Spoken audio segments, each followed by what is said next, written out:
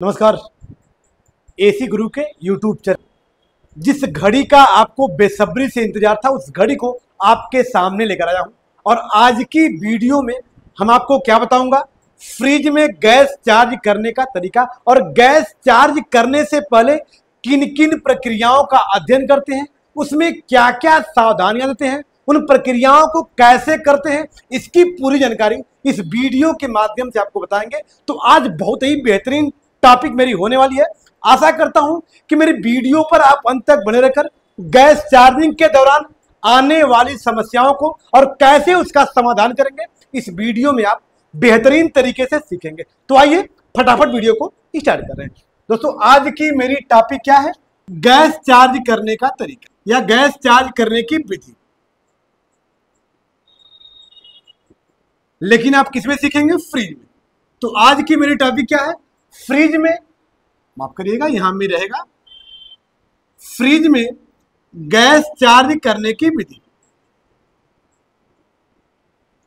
आपको पता है कि दुनिया का कोई भी ठंडा करने वाला जो सिस्टम है, एसी है, फ्रिज है, वाटर कूलर है, डीप फ्रीजर है, सब में उनको कार्य करने के लिए उसमें गैसें चार्ज की जाती है। अर्थात मेरे कहने का साफ साफ मतलब है कि सिस्टमों में गैस रहेगी तो वो कार्य करेगी, गैस नहीं रहेगी कार्य नहीं करेगी। तो आइए, गैस डालते समय किन किन प्रक्रियाओं का अध्ययन किया जाता है उसके बारे में आपको बताते हैं। दोस्तों, दुनिया के किसी भी सिस्टम में गैस चार्ज करते समय 5 प्रक्रिया अपनाई जाती है। वह पांचों प्रक्रिया कौन कौन सी होती है, आइए उसके बारे में आपको बताते हैं। जिसमें सबसे पहली प्रक्रिया क्या होती है? फ्लैक्सिंग करने की होती है। तो पहली प्रक्रिया का नाम क्या होगा? फ्लैक्सिंग करना। ये हमारी पहली प्रक्रिया है। इसकी जो दूसरी प्रक्रिया होगी दोस्तों, प्रेशर चढ़ाने की होती है। तो दूसरी प्रक्रिया हमारी क्या है? प्रेशर चढ़ाना। तीसरी प्रक्रिया हमारी होती है वैक्यूम करना।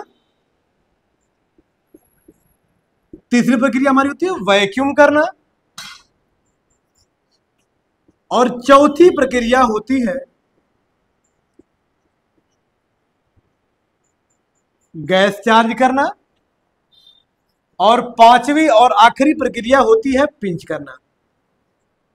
क्योंकि अब नई नई फ्रिजों में या नई नई एसीओं में जो पिंचिंग की प्रक्रिया होती है ये नहीं होती है, क्योंकि अब के फ्रिज के कंप्रेसर पे या एसी के कंप्रेसर पे NRV मतलब नॉन रिटर्न वाल्व लगा हुआ आ रहा है, जिसमें आपको पंचिंग की प्रक्रिया करने की आवश्यकता नहीं होती है। तो अधिकांश की फ्रिजों में अब क्या हो रहा है? मात्र 4 प्रक्रिया होती है। लेकिन 5वीं प्रक्रिया के भी बारे में आपको जानना आपके लिए जरूरी है, क्योंकि हो सकता है कहीं कहीं आपको पंच करना पड़ गया, इसलिए आपको पांचों प्रक्रियाओं की जानकारी होना जरूरी है। अब आइए, इन प्रक्रियाओं को कहते क्या है या इन प्रक्रियाओं से फायदा क्या है, आइए इसके बारे में हम पहले जान लेते हैं।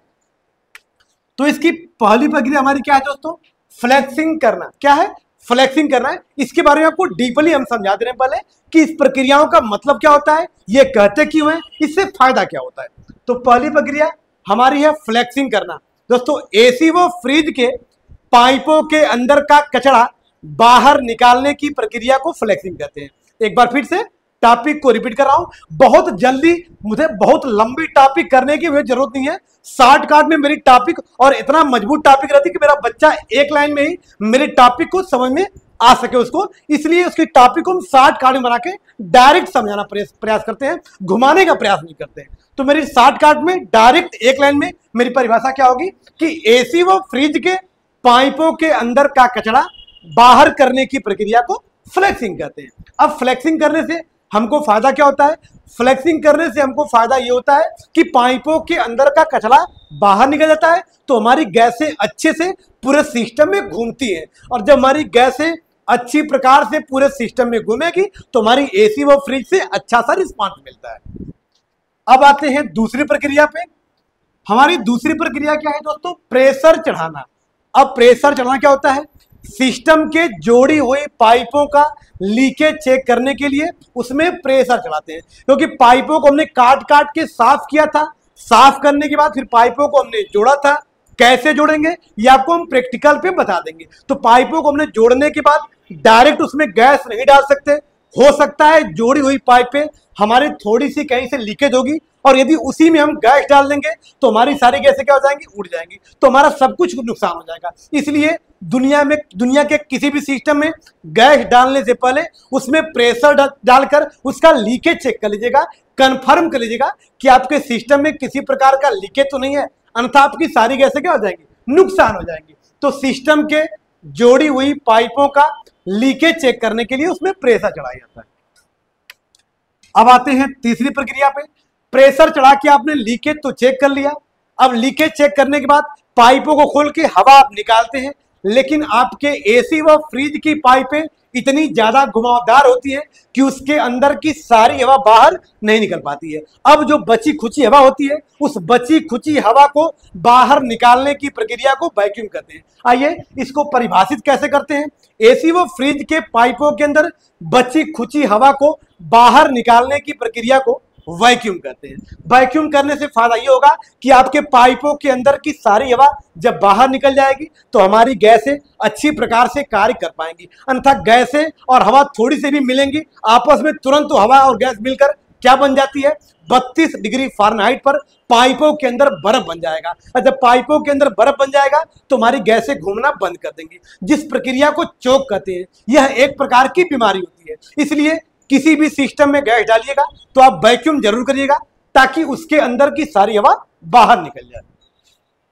अब आते हैं, आपने लीकेज भी चेक कर लिया, उसके अंदर की हवा भी निकाल लिया। अब अगली प्रक्रिया क्या है, गैस चार्ज करना। सिस्टम को अपना कार्य करने के लिए या सिस्टम को ठंडा करने के लिए उसमें गैसें डाली जाती हैं। अब टॉपिक ये आती है कि फ्रिज में कौन सी गैसें डाली जाती है। तो माफ करिएगा, तो फ्रिज में जो पुरानी फ्रिजें थी उसमें तो फ्रियान 12 गैस हम डालते थे, लेकिन जो नई फ्रिजें हैं उसमें HC मतलब हाइड्रोकार्बन या 134 गैस अधिकांश मार्केट में यही चल रही है, और यही दोनों गैसें पड़ रही हैं। एक बार फिर से दोनों गैसों का नाम रिपीट करेंगे। HC मतलब हाइड्रोकार्बन या R134, यही दोनों गैसें फ्रिज में पड़ती हैं। और ये हमारी आखिरी प्रक्रिया क्या है, पिंच करना। आखिरी प्रक्रिया क्या है, पिंच करना। अब ये पिंच करना क्या होता है, सिस्टम में गैस डालने के बाद दोस्तों पुरानी फ्रिजों में जब हम लोग गैस डालते थे तो सर्विस वाल्व लगा के डालते थे, जिस सर्विस वाल्व की कीमत मार्केट में 250 रुपया थी। अब 250 रुपया का वाल्व लगाने के बाद उस वाल्व को यदि हम छोड़ेंगे तो कस्टमर सिर्फ गैस का ही पैसा देगा, वाल्व का पैसा नहीं देगा। अब किसी और कस्टमर में चार्ज करना होगा तो हमको दोबारा 250 रुपये का वाल्व खरीदना पड़ेगा। अब उस वाल्व को क्या करते हैं, हम चार्जिंग लाइन से गैस डालने के बाद पाइप को पंच करते हैं, और पंच करके अपने सर्विस वाल्व को निकालने के लिए हम लोग क्या करते हैं, पाइप को पिंच करते हैं। तो इस प्रक्रिया को आपको डीपली, हर एक प्रक्रिया को डीपली इसका फिगर बना के हम समझा देंगे, क्योंकि सारी प्रक्रियाओं को अगर एक में ही जोड़ के वीडियो बनाएंगे तो वीडियो बहुत ज्यादा लंबी हो जाएगी, और हम बोरिंग वीडियो बनाना पसंद नहीं करते हैं। हम एक्साइटेड वीडियो बनाना पसंद करते हैं, हम बोरिंग वीडियो बनाना पसंद नहीं करते। तो मेरी छोटी सी वीडियो हो लेकिन सॉलिड हो। वीडियो अच्छी लगी तो वीडियो को लाइक करिएगा, चैनल पे नए हैं तो चैनल को सब्सक्राइब करिएगा, ताकि जो मेरी नेक्स्ट वीडियो हो, फ्लक्सिंग की, प्रेशर की, वैक्यूम की, एक वीडियो, बेहतरीन जो वीडियो बनेगी, हर एक वीडियो आप तक पहुंचेगी। फिर मिलते हैं नेक्स्ट वीडियो के साथ, तब तक के लिए धन्यवाद।